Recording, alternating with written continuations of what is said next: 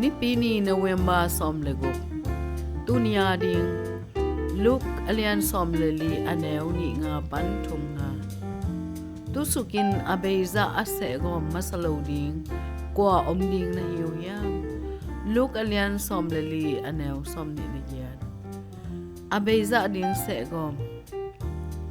not color na gamke Bresson khopi ge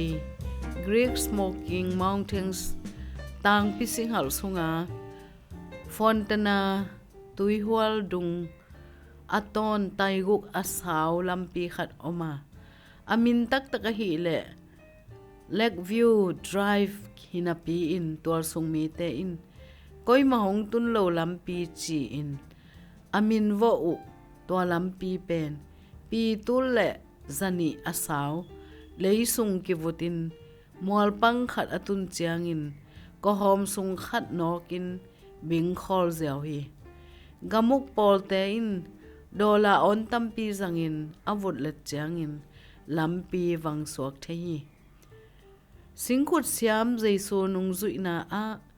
a Beizah Sehgawm ding vai to kisai in lam na vai to gen te na jaisu in pengai hi no te laka taw sang alam nuam khatin zo siang na ding sum akichingin anei lo athei na ding in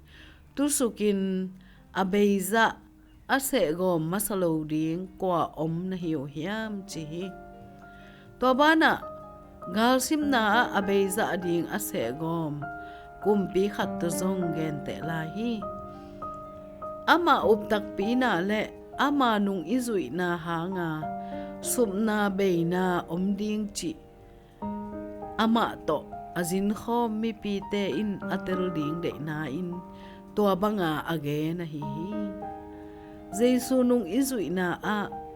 eya ding bek hong sep sak ding in ingai sut le to pen koi ma hong tun lo lampi to ki bang ding hi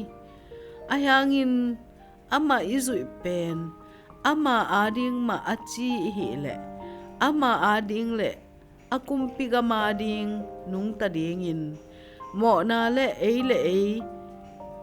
ki bul phu na pan ni simin ki hei na jaisu gen ma bangin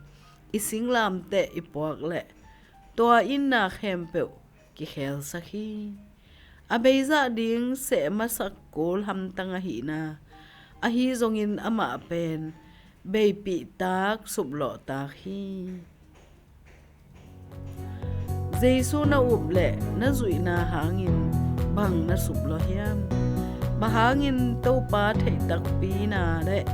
zui na zain aman phazo omlo hiam hon pa o